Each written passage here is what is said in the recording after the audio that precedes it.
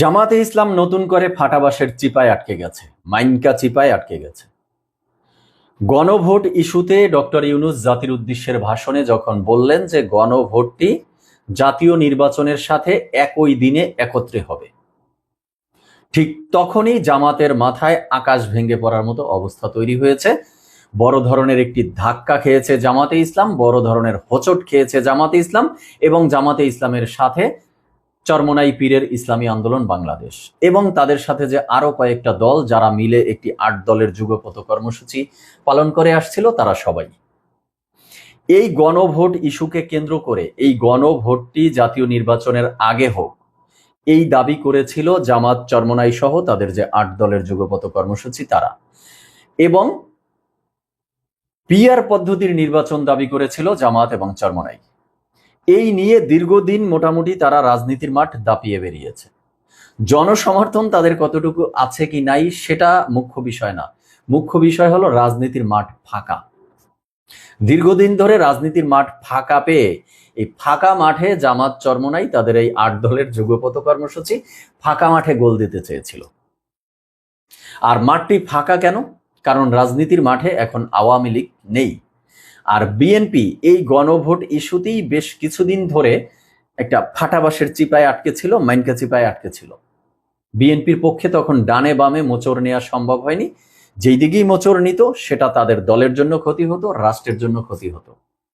তো এই যে নিট অ্যান্ড ক্লিন একটা ফাঁকা রাজনীতির মাঠ পেয়েছিল জামাত, চরমোনাই তাদের ৮ দলের যুগপৎ কর্মসূচি, তাই তারা জনসমর্থন কম থাকুক বেশি থাকুক দাপিয়ে বেরিয়েছে। সরকারকে বিভিন্ন ধরনের হুমকি ধামকি দিয়েছে, বিভিন্ন ধরনের আলটিমেটাম দিয়েছে, অপোজিট পজিশনের রাজনৈতিক দলগুলোকে বিভিন্ন ধরনের হুঙ্কার ছুড়েছে।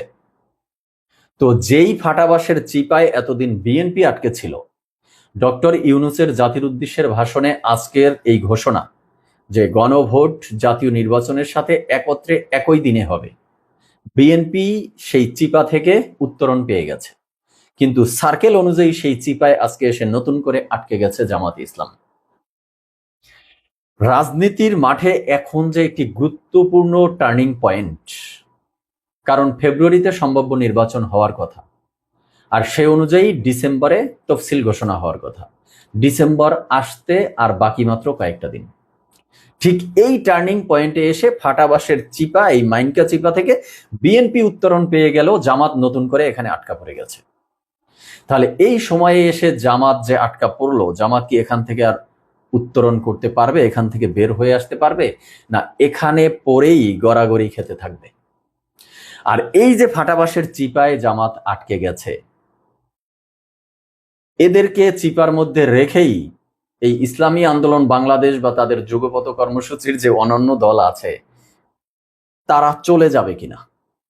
প্রথমত তো তারা বলেছিল যে ইসলামের পক্ষে তারা একটি জোট করবে, পরবর্তীতে সেখান থেকে সরে এসে বলেছিল যে তারা জোটের দিকে হাঁটছে না, তারা আসন কম্প্রোমাইজের মতো একটা স্যাক্রিফাইজাল একটা ক্যারেক্টারের দিকে তারা যাবে। তো সেটার ভবিষ্যৎ আসলে এখন কোন দিকে? জামাত যে চিপায় এখন আটকে গেছে, নড়াচড়া করার মতো সুযোগ নেই। আমার তো মনে হয় বাকিরা এখন মনে হয় যার যার পথ তারা ধরবে কিনা, সেটা সময় আসলে দেখা যাবে। আর জামাতের এই চিপায় এই পড়াটা তারা নিজেরাই ডেকে নিয়ে এসেছে। আর তারা যে চিপায় পড়বে এটা অনুমেয় ছিল, কারণ ২৪-এর অভ্যুত্থানের পর থেকে জামাতের যে অ্যাক্টিভিটি, যদি ছোট্ট করে কয়েকটা বলি, যেখানেই ২৪-এর অভ্যুত্থানের একটা পজিটিভিটি তৈরি হয়েছিল, পজিটিভ ভাইব তৈরি হয়েছিল, জামাত সেখানে গিয়ে খাবলা মারত, খাবলা মেরে সেখানে ক্রেডিট নেওয়ার চেষ্টা করত, খাবলা মেরে সেটাকে ছিনিয়ে নিয়ে এসে নিজেদের গায়ে মাখার চেষ্টা করত। ২৪-এর অভ্যুত্থান পরে যখন সমন্বয়কদের বিষয়টা নিয়ে আলোচনায় আসে, আরে বাপরে বাপ, সমন্বয়ক সব শিবির, সব জামাত। তাদের ওয়াজের প্যান্ডেলে, তাদের বক্তারা, তাদের ওয়াজিনরা, সমাবেশে, সেমিনারে, টকশোতে, সব জায়গায় মানে জামাতই এই অভ্যুত্থান ঘটিয়ে ফেলেছে। অথচ ২৪-এর ৫ই অগস্টে যদি কোনোভাবে শেখ হাসিনার সরকার টিকে থাকতো, তাহলে যাদের বিরুদ্ধে বিচার হতো, যাদেরকে ফাঁসির কাস্টে ঝুলানো হতো, তাদের মধ্যে একজনও জামাত শিবিরের থাকতো কিনা সন্দেহ আছে। বাট তারা সমন্বয়কের বিশাল ঝান্ডাবাহী সৈনিক হয়ে গেছিল তখন। এরপরে যখন ৭১-এর স্বাধীনতা, এই মুক্তিযুদ্ধ, দেশের সার্বভৌমত্ব, এই বিষয়টা আলোচনায় আসলো, জামাত আবার কৌশলে খাবলা মারলো। ক্রেডিট নিতে চাইলো কি? দেশপ্রেমিক, পরীক্ষিত দেশপ্রেমিক তারা। এই দেশে দুটোই পরীক্ষিত দেশপ্রেমিক শক্তি আছে, সেনাবাহিনী এবং জামাত ইসলাম। মানে কল্পনা করতে পারেন, যেই জামাত এই দেশের স্বাধীনতায় বিশ্বাস করে না, ইভেন আজ পর্যন্ত তারা ইনিয়ে বিনিয়ে কথা বলে, বিশ্বাস করে না। দেশ যখন স্বাধীন হয়ে গেছে তখনও তারা তাদের সেই অপচেষ্টা চালিয়ে গেছে, বিভিন্ন রাষ্ট্রের সাথে যোগসাজশ রক্ষা করেছে যাতে আমাদের দেশকে স্বীকৃতি না দেয়। তারা এখানের পরীক্ষিত দেশপ্রেমিক হয়ে গেছে। যাই হোক, এরপরেই যখন আসছে সংস্কারের বিষয়টা, আরে বাপরে বাপ, সংস্কারের সেই লেভেলের ঝান্ডাবাহী রাষ্ট্র সংস্কারক হয়ে গেছে তারা। মানে সংস্কার যারা চেয়েছে, সেই এনসিপি বা ছাত্র সমন্বয়ক বা যারা, তাদের খবর নেই, তাদেরকে পাড়ি দিয়ে তারা মানে এক ধাপ উপরে উঠে গেছে, তাদের সংস্কার লাগবেই। সংস্কারের পরে যখনই আসলো জুলাই সনদ, জুলাই সনদে এনসিপির সাথে রাত্রেও বলল যে জামাতে ইসলাম জুলাই সনদে স্বাক্ষর করতে যাবে না। সকালবেলা উঠে এনসিপিকে বাদ দিয়ে তারা নিজেরা গিয়ে জুলাই সনদে স্বাক্ষর করে আসলো। জুলাই সনদের অন্যতম সৈনিক তারা। জুলাই সনদের পরপরই যখন আলোচনায় আসলো গণভোট, গণভোটে আবার খাবলা মারলো জামাত। গণভোট তাদের লাগবেই। অথচ এনসিপির মতো দল যারা এই 24-এর অভ্যুত্থানের একদম ফ্রন্টে ছিল, তারাও বলছিল যে গণভোটটি যদি নির্বাচনের সাথে একত্রে হয় সেটাও হতে পারে, আগেও হতে পারে। বাট জামাত তাদের জায়গায় স্ট্রং, তাদের গণভোট আগে লাগবেই। সরকারকে বিভিন্ন ধরনের হুমকি ধামকি দেয়। তারা 11ই নভেম্বর ঢাকায় একটি মহাসমাবেশ করবে, সেখান থেকে ঢাকার চিত্র পাল্টে দিবে, ঢাকার চেহারা তারা পাল্টে দিবে, এই ধরনের হুমকি ধামকি দিল। এরপরে সেই হুমকি ধামকির 2 দিন পরে এসেই ডক্টর ইউনূস এক শব্দ বোমা মেরেছে। আর সেই শব্দ বোমায় জামাত এখন পরিস্থিতি খুব খারাপ। জামাত এখন কোন দিকে যাবে? জামাত কি তাদের যে সেই আসন স্যাক্রিফাইস, কম্প্রোমাইজ করার যে একটা জোট বা তারা একটি পথে এগুচ্ছিল, তাদেরকে ধরে রক্ষা করার চেষ্টা করবে, বা নাকি নিজেরা বাঁচার চেষ্টা করবে? এখন এমন একটা পর্যায়ে এসে জামাত উপনীত হয়েছে। হ্যাঁ, এটা রাজনীতির মাঠ। রাজনীতির মাঠে, রাজনীতির খেলায় বলটা যে কখন কার কোর্টে থাকে, কার পায়ে থাকে, বোঝা বড় মুশকিল। ফুটবল খেলা যখন আমরা দেখি তখন প্রিডিকশন করা যায় সহজেই যে কারা কাদেরকে গোল দিতে যাচ্ছে। বাট রাজনীতির মাঠে বলটা কখন কাদের পায়ে থাকে, কারা গোল দিবে, বোঝাটা বড় কঠিন। কারণ রাজনীতির মাঠে এই খেলার চাল অনেক সময় পর্দার আড়াল থেকেও দেয়া হয়। তো বিএনপি এতদিন যে চিপায় পড়েছিল, সেই চিপায় এখন জামাত পড়ে গেছে।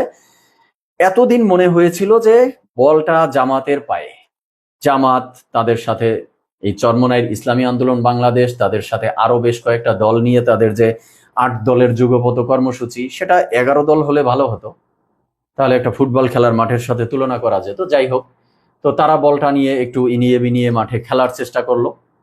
বাট হঠাৎ করেই বল এখন চলে গেছে বিএনপির কোর্টে, বল এখন বিএনপির পায়ে।